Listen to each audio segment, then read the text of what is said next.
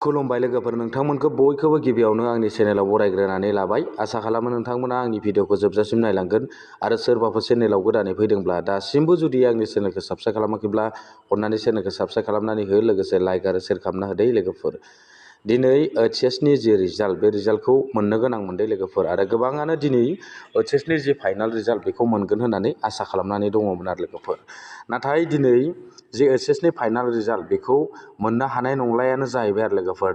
बेवहाय आसामनि जि सोलोंथाइ बिफाननि मन्थ्रि बिथाङा बे एचएसनि जि रिजाल्टनि जि फाइनाल डेट बेखौ माने कनफार्म खालामनानै होआसै आरो लोगोफोर ना। बेखायनो नोंथांमोना दिनै एचएसनि जि रिजाल्ट, बे रिजाल्टखौ माने मोननो हायै बायदियानो जाहैबाय आरो लोगोफोर ना।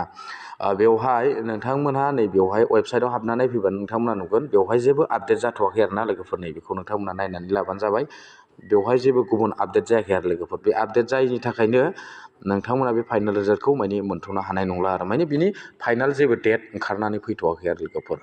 दा जुदि दिनै मोनाब्ला नोंथांमोना जे एचएसनि जे फाइनाल रिजाल्ट, बे फाइनाल रिजाल्टखौ नोंथांमोना माब्ला मोनहैगोन बेखौ नोंथांमोना एसे आन्दाज खालामनो हायो। बिथांमोना मोनसे टारगेट खालामनानै दोनदोंमोन आरो ना, 20निफ्राय 25नि गेजेराव नोंथांमोना फाइनाल रिजाल्टखौ मोनहैनो हागौ होननानै बिथांमोना मोनसे आन्दाज माने हमनानै दोनदों आरो ना, टारगेट खालामनानै। दा नोंथांमोना बेखौ नायोब्ला दिनैथ' 20 एप्रिल, दिनै 20 तारिख।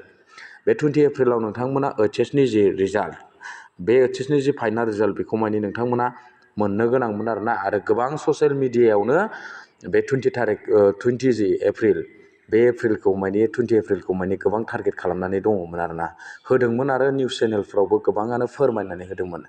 नाथाय दिनै नोंथांमोना मिथिनो हाबाय आरो गोबाङानो माने बे एचएसनि जि फाइनाल रिजाल्टखौ नैबे 20 एप्रिलाव दिनै गोबां आसा खालामनानै नेनानै दंमोनबो जानो हागौ।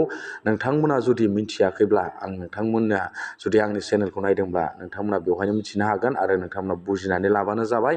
नोंथांमोननि जि फाइनाल जि रिजाल्ट, एचएसनि बे रिजाल्टखौ नोंथांमोना दिनै मोनथ'नो हानाय नंला आरो लोगोफोरना। बेवहाय बिथांमोननि जि अफिसनिफ्राय जेबो अफिसियेल वेबसाइटआव बिथांमोननिफ्राय जेबो फोसावनानै होआखै माने दिनै मोनगोन होननानै।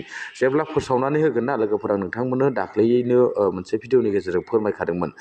जेब्ला नोंथांमोननो फोसावनाय जागोन अब्लानो बेवहाय नोंथांमोना 2025नि जायगायाव 2026नि रिजाल्ट बेफोरबायदि नोंथांमोना नुनो मोनगोन। आरो बेवहाय नोंथांमोना नोंथांमोननि जि रिजाल्टनि चेक खालामनाय बे लिस्टआबो नै बेवहाय नोंथांमोननिया ओंखारगोन आरो लोगोफोर। दा नोंथांमोना बेवहायनो मिथिनो हाबाय दिनै नोंथांमोना अलरेडि बे 2025आनो खाराखै नालाय बा बोखाराखै, बेवहाय 2026 बेबायदि ओंखारगोन आरो लिरनाय। बेनो आरो गोदान जेबो आपडेट जाथ'वाखै नालाय नोंथांमोना बेयावनो साननानै लादो नोंथांमोननि जि फाइनाल जि रिजाल्ट एचएसनि, बे माने नोंथांमोना दिनै मोननो हानाय नंला आरो लोगोफोरना। नोंथांमोना बेखौ साननैसो नेबावनांसिगोन आरो बिथांमोननि टारगेट बायदि बा आसा बायदि नोंथांमोना 20 बा 25 बेनि गेजेराव ना बिनि जि डेटनि डिक्लार, बियो माने दिनै ओंखारनोबो हागौ आरो माब्ला मोनमारनो हागोन नोंथांमोना बेखौ आरो दिनै फोरमायनानैबो होनो हागौ सोलोंथाइ बिफाननि मन्थ्रि बिथाङा। दा जिखियानो जाया लोगोफोर, नोंथांमोना जुदि दिनै फाइनाल जि एचएसनि जि फाइनाल रिजाल्टखौ जुदि नेनानै दङमोनब्ला नोंथांमोना दिनै मोननो हानाय नंला। आं बेखिनिखौ नोंथांमोना आंनि चेनेलनि गेजेरजों फोरमायखाबाय लोगोफोर। नोंथांमोना जुदि सोरबाफोर मिथियाखैब्ला आंनि चेनेलखौ नायदोंब्ला नोंथांमोना एसेबाबो बुजिनो हासिगोन। दा दिनैनि आपडेटआ बेखिनियानोसै लोगोफोर। बे आपडेटखौनो नोंथांमोननो आं होलांनो सानदोंमोन लोगोफोर।